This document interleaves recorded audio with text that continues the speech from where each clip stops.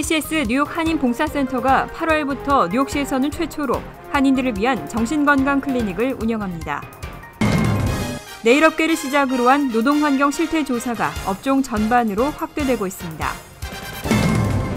뉴욕타임즈가 어제 내일 업계에 대한 후속 보도를 실었습니다. 한인 업소들은 아직도 많이 미흡하다고 지적했습니다. 테네시주 채터누가의 해군시설 2곳에서 어제 오전 총기 난사 사건이 발생했습니다.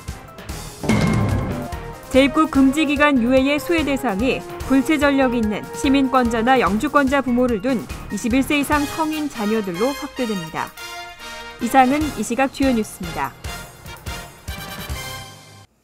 여러분 안녕하십니까? KBN 뉴스입니다. 우울증 등 정신질환 증세를 가지고 있는 미주 한인들의 비율이 타민족보다 높다고 합니다. 정신건강에 대한 적극적인 진단이나 치료가 낮은 편이라 자살이라는 극단적인 선택을 하는 경우도 종종 있는데요. KCS 뉴욕 한인봉사센터가 미주 한인들을 위한 정신건강 클리닉을 운영합니다. 금홍기 기자가 자세한 소식 전해드립니다. 지난해 9월 뉴욕 플러싱에서는 생활고에 시달리던 50대 한인 남성이 부인과 10대 아들을 살해하고 이어 자신도 스스로 목숨을 끊은 안타까운 사건이 발생했습니다. 이 사건은 미국으로 이민와 경제적인 어려움과 문화적 적응에 대한 두려움 등으로 우울증과 정신질환 증세를 보인 한 가장이 선택한 극단적인 방법이었습니다. 이처럼 한인 사회에서는 정신건강 문제가 대두되고 있지만 언어적인 문제로 치료를 포기하는 경우가 대부분입니다.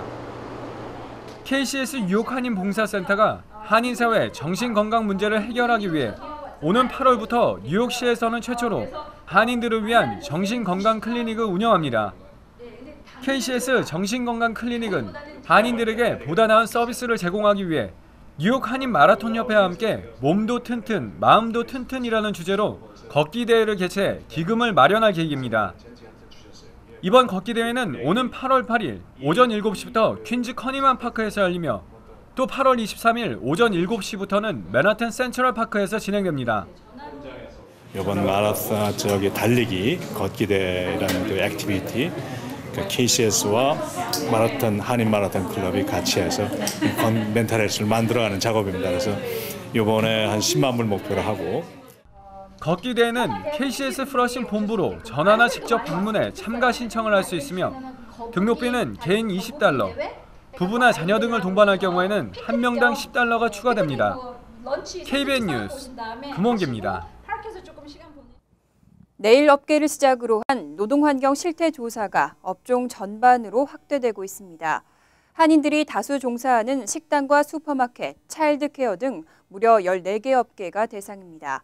더 큰 파장으로 이어지지 않도록 평소 철저하게 준비를 하시는 게 좋겠습니다. 뉴욕주 정부가 네일살롱 업계에 이어 식당과 슈퍼마켓, 세탁, 건설 등 한인들이 다수 종사하는 14개 업계에 대해서도 대대적인 근무 환경 실태 조사에 나섭니다. 앤드류 쿠오모 뉴욕 주지사는 16일 열린 네일살롱 근무 환경 개선 방안 개정안의 서명식 후 이와 같이 발표하고 주 노동부와 세무국 등 관계 기관들로 구성된 태스크포스를 가동할 계획이라고 밝혔습니다. 이번 실태 조사 대상에 포함된 업계는 현재 진행되고 있는 네일살롱을 비롯해서 식당과 슈퍼마켓, 세탁과 건설, 차일드케어, 농장과 청소, 용역 서비스와 방문 간호, 소매업과 조경, 또 세차와 화물 운전업계 등입니다. 실태 조사에는 무려 700명 이상의 조사관들이 투입되고 한국어와 중국어, 스페인어와 러시아어 등 10여 개의 언어로 실시됩니다. 노동 착취와 임금 차별, 인신매매, 비위생 노동 환경, 불합리한 근무 시간 등에 대해 집중적으로 이뤄질 예정입니다.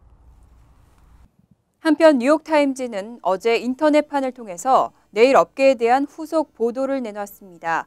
개선된 부분도 있지만 아직도 많은 한인 업소들은 미흡한 부분이 많다고 지적했습니다. 뉴욕타임즈가 16일 인터넷판을 통해 내일 업계에 대한 후속 보도를 내보냈습니다. 뉴욕타임즈는 지난 5월 탐사 보도 이후 개선된 부분이 있지만 아직도 많은 업소가 종업원의 권리를 제대로 알리지 않고 있다고 보도했습니다.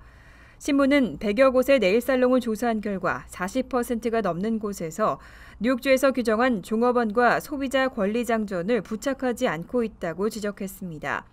또 15%의 업소에서만 마스크와 보호장갑 등을 착용하고 있었다며 여전히 종업원의 건강을 지키려는 노력이 부족하고 초과 근무수당 지급 등 종업원들의 기본적인 권리 보장 노력도 미흡하다고 보도했습니다. 반면 롱아일랜드에서 근무하는 중국계 종업원의 사례를 들며 탐사 보도 이후 상당 부분 준수되고 있다고 전했습니다. 하지만 한인 사례로는 맨하튼 어퍼이스트 사이드에서 네일업소를 운영하는 업주의 말을 인용해 보호장구 착용이 불필요하고 거추장스럽다는 입장을 실었습니다. 테네시주 채터누가의 해군시설 2곳에서 어제 오전 총기 난사 사건이 발생했습니다. 이 사고로 용의자가 숨지고 해군 4명이 숨지는 등 총 8명의 사상자가 나왔습니다. 테네시주 채터누가의 해군 모집 사무소와 해군 예비역센터 등 2곳의 군시설에서 16일 오전 11시께 테러로 추정되는 총기 난사 사건이 발생했습니다. 이 사건으로 용의자를 포함한 5명이 숨지고 3명이 다쳤습니다. 국방부는 용의자를 제외한 사망자 4명 모두 해병이라고 밝혔습니다. 숨진 용의자는 쿠웨이트 태생 미 시민권자인 24세 남성 무함마드 유셉 압둘라지주로 채터누가에서 가까운 테네시주 힉슨 출신으로 확인됐습니다. 숨진 용의자는 이날 오전 10시 45분께 해군 모집사무소에서 1차 총격을 가하고 그곳에서 약 11km 떨어진 해군 예비역센터로 이동해 다시 총을 난사했습니다. 사건 직후 FBI 등 연방수사요원과 경찰 특수기동대가 곧바로 출동해 용의자 추적에 나섰고 오후 1시께 채터누가 경찰은 용의자를 검거 또는 사살했다고 발표했습니다. 수사당국은 숨진 용의자의 주변 인물 등을 상대로 범행 동기를 캐내는 데 수사력을 집중하고 있습니다. 부모가 시민권자나 영주권자지만 21세 이상이고 불법 체류 전력이 있는 경우에는 그동안 최대 10년 동안 미국에 재입국할 수 없었는데요. 앞으로는 이런 경우 재입국 금지 기간이 대폭 유예될 것으로 보입니다. 빠르면 내년부터 시행될 것이라는 기대가 나오고 있습니다. 연방이민서비스국은 오바마 대통령의 이민개혁 행정명령에 따라 극히 제한적으로 허용되고 있는 재입국 금지기간 유예의 수혜 대상을 시민권자나 영주권자 부모를 둔 21세 이상 성인 자녀들로 대폭 확대한다고 밝혔습니다. 이에 따라 부모가 영주권자나 시민권자인 21세 이상의 성인 불법 체류 이민자도 재입국 금지기간 유예를 받으면 출국해 이민비자를 취득한 후 재입국할 수 있게 됩니다. 백악관 예산관리국은 이민서비스국이 13일 제출한 재입국 금지기간 유예 확대안을 이례적으로 신속하게 승인했습니다. 이르면 내년부터 시행될 수 있을 것이라는 전망이 나오고 있습니다. 현재 재입국 금지기간 유예 수혜 대상은 시민권자나 영주권자를 배우자로 둔 불법 체류 전력 이민자나 시민권자나 영주권자 부모를 둔 21세 미만 불법 체류 이민자로 제한되고 있습니다. 만약 불법 체류 이민자가 재입국 금지기간 유예를 받지 못하게 되면 영주권 취득 자격을 갖추고 있더라도 최장 10년까지는 재입국할 수 없습니다. 경찰이 무고한 시민을 대상으로 저지른 경범죄로 인해 뉴욕시가 물어준 배상 금액이 지난 4년간 총 6억 달러를 넘었습니다. 전국에서 경찰로 인해 물어준 배상금 가운데 가장 높았습니다. 월스트리트저널은 2010년부터 2014년까지 경찰이 저지른 범죄로 뉴욕시가 물어준 배상금 액수가 총 6억 130만 달러에 이른다고 보도했습니다. 전국에서 최고 금액으로 이 기간 뉴욕시경 소속 경관 34,454명이 시민들을 폭행하거나 재산에 피해를 입힌 것으로 조사됐습니다. 2위로는 시카고가 배상 액수 2억 4,970만 달러로 집계됐고 뒤를 이어 LA 5,170만 달러, 필라델피아 5,430만 달러, 휴스턴 320만 달러 등의 순으로 나타났습니다. 이에 따라 일부 뉴요커들은 시민들이 낸 세금으로 경찰들이 저지른 범죄 보상을 하고 있다며 불만을 쏟아내고 있습니다. 이와 관련해 최근 뉴욕시경은 소송을 당하거나 경범죄를 저지른 경관들을 추적 관리하기 위해 데이터베이스 시스템을 구축한다고 밝혔습니다. 이를 통해서 경찰의 공권력 남용을 억제하고 공공치안을 높이겠다는 방침입니다. 며칠 전 맨하탄 소호의 무면허 데이케어 센터에서 3개월 된 남자아이가 자다가 숨지는 사고가 발생했습니다. 데이케어 센터들에 대한 체계적인 관리와 조사가 절실한 가운데 뉴욕시는 차일드케어 서비스를 제공하는 웹사이트를 개설했습니다. 뉴욕시 교육청은 유아 및 아동을 대상으로 제공하는 차일드케어 서비스 정보를 한눈에 제공하는 포털 사이트 차일드케어 커넥트를 개설했다며 적극적인 이용을 당부했습니다. 시 교육청은 신생아나 유아, 13세 미만 아동을 둔 학부모들은 이 웹사이트에 계정을 등록하고 자신의 거주지 정보를 입력하면 집에서 가장 가까운 차일드케어 센터의 위치 정보를 쉽게 확인할 수 있다고 밝혔습니다. 또 개별 차일드케어 센터의 시설이나 위생 검열 등에 관한 기록도 직접 확인할 수 있고 매 시즌 업데이트되는 새로운 서비스 정보도 받을 수 있다고 설명했습니다. 한편 시 교육청은 데이케어를 선택할 때 위생과 분리불안 증후군에 대처 가능 여부, 시설의 안전, 양육 방침, 또 커리큘럼 등이 충분히 갖춰져 있는지를 반드시 파악하라고 조언했습니다. 럿거스 뉴저지 주립대가 새학기 수업료를 2.3% 인상하겠다고 밝혔습니다. 지난해 인상 수준과 비슷한데요. 대신 학생들을 위한 학자금 지원 예산도 늘리기 때문에 실제 부담은 크지 않을 것이라고 밝혔습니다. 럿거스 뉴저지 주립대 이사회가 2015-16학년도 수업료를 2.3% 인상하는 방안을 승인했습니다. 이에 따라 올 가을 학기 뉴브런스윅 캠퍼스에 다니는 거주민 학부생들은 지난해보다 $313 오른 14,131달러를 내게 됩니다. 기숙사와 식비 등은 지난해보다 2.6% 오르고 이를 포함한 등록금은 연간 26,185달러로 인상됩니다. 뉴욕 캠퍼스와 캠든 캠퍼스의 경우는 수업료가 11,217달러로 지난해보다 각각 263달러 오릅니다. 연방교육부 자료에 따르면 럿거스대 수업료는 전국의 주립대 가운데 31번째로 높은 수준입니다. 하지만 대학 측은 올해 인상률이 타주의 경쟁대학에 비해 훨씬 낮은 편이고 타주 대학에 비해서 더 많은 학자금을 제공하기 때문에 학생들의 실제 부담은 덜하다고 설명했습니다. 실제 이사회는 재학생들을 위한 학자금 지원 예산을 지난해보다 3.2% 인상된 3,250만 달러로 확정했습니다. 대학 측은 뉴브런즈윅 캠퍼스 학생의 약 50%는 학자금 지원을 받고 있다고 밝혔습니다. 뉴욕시에서 한 번이라도 운전을 해봤다면 모두 공감할 만한 조사 결과가 나왔습니다. 전국 100개 도시를 대상으로 한 조사에서 뉴욕시는 운전하기 가장 힘든 도시 1위에 올랐습니다. 최근 개인 재무관리 전문 사이트 월렛허브가 발표한 보고서에 따르면 전국 100개 도시 가운데 운전자에게 최악의 도시로 뉴욕시가 꼽혔습니다. 뉴욕시는 특히 도로 혼잡 상태 부분에서 전국 100개 도시 가운데 100위에 올랐습니다. 이어 차량 구입 비용과 주차비, 주유비 등 각종 유지 비용이 비싸고 차량 관리 상태와 운전자들의 운전 습관 면에서도 최하위권인 99위를 기록했습니다. 그 밖에 인구 1인당 차량 수리센터 비율은 전국에서 5번째로 낮았습니다. 차량 청소 상태도 전국에서 2번째로 심각했고 차량 절도율도 3위에 올랐습니다. 이어 2번째로 최악의 도시에는 워싱턴 DC가 꼽혔습니다. 워싱턴 DC는 도로 혼잡 상태와 운전자들의 운전 성향에서 모두 97위에 올랐습니다. 그 밖에 전체 순위에는 펜실베니아주 필라델피아가 98위, 캘리포니아주 샌프란시스코 97위, 미시간주 디트로이트 96위, 뉴저지주 뉴욕 95위 등으로 조사됐습니다. 한편 운전하기 최고인 도시로는 텍사스주 루복이 올랐습니다. 잠시 후 KBN 뉴스가 계속됩니다.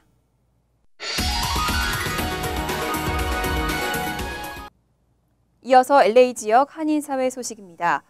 평화의 소녀상으로 한인들에게도 잘 알려진 글렌데일 도서관이 리모델링 공사를 시작합니다. 18개월의 긴 공사가 끝나면 좀 더 주민 친화적인 공간이 될 것으로 기대됩니다. 김정근 기자의 보도입니다.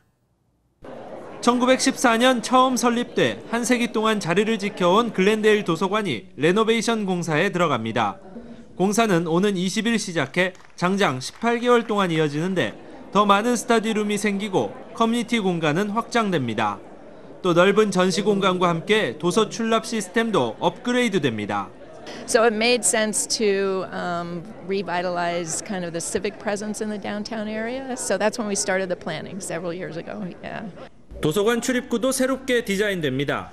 현재 건물 동쪽에 하나밖에 없었던 출입구를 대신해 북쪽과 남쪽으로 출입구가 하나씩 생깁니다.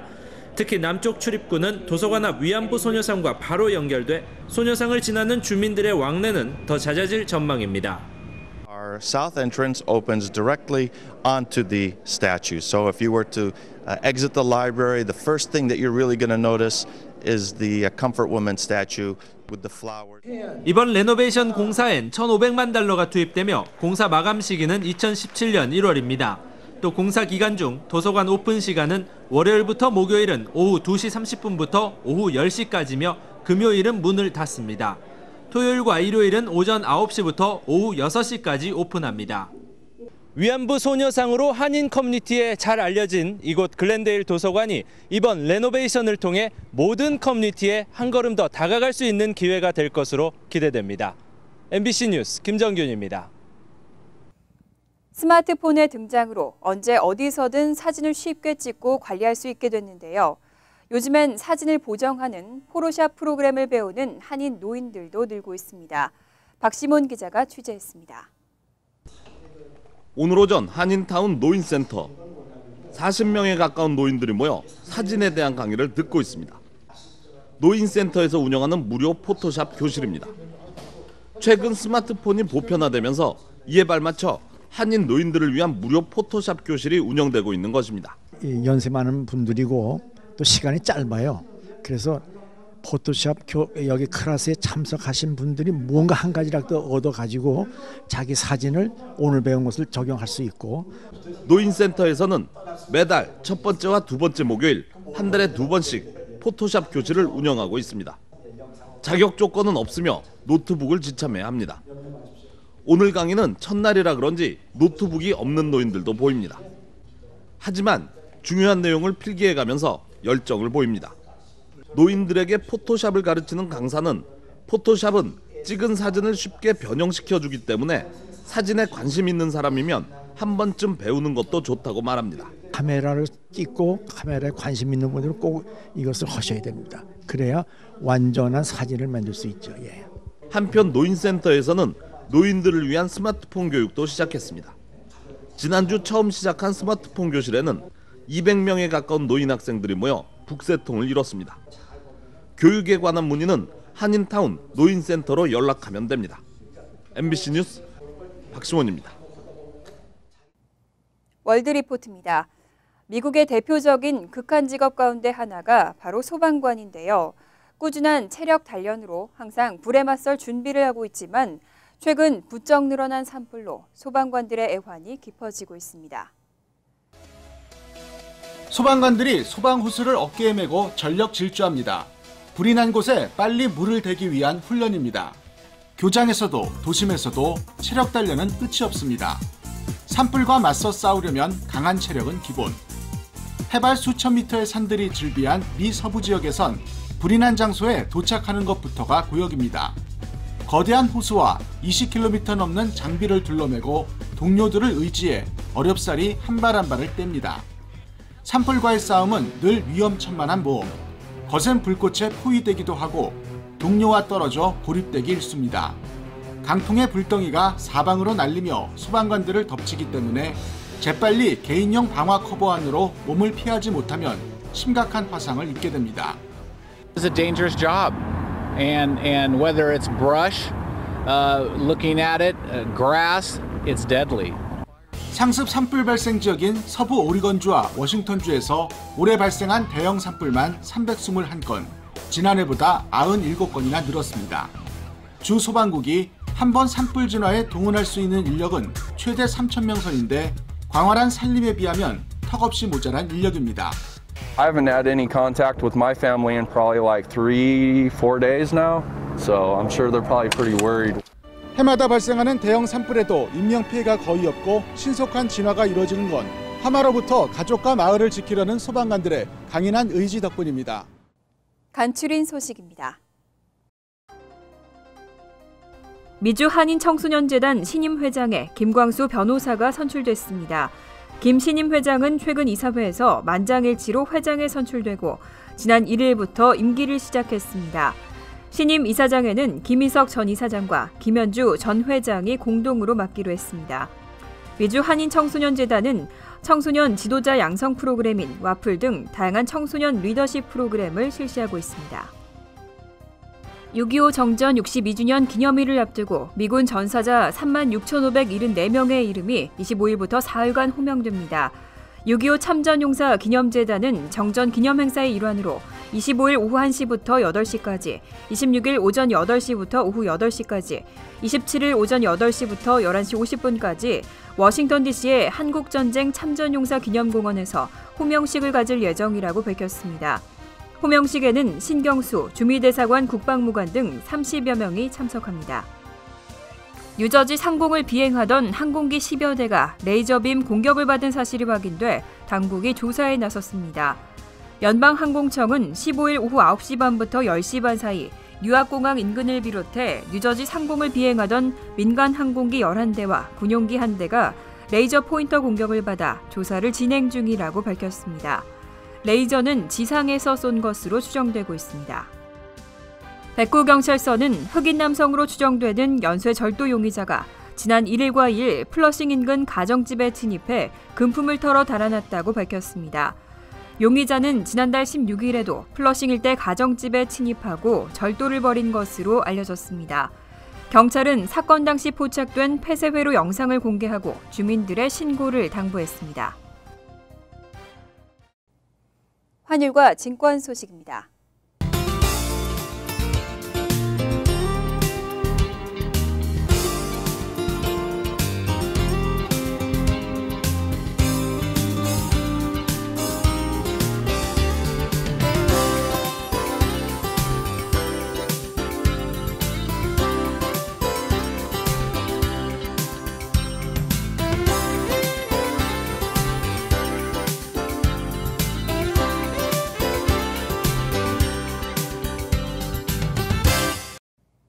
이어서 날씨입니다.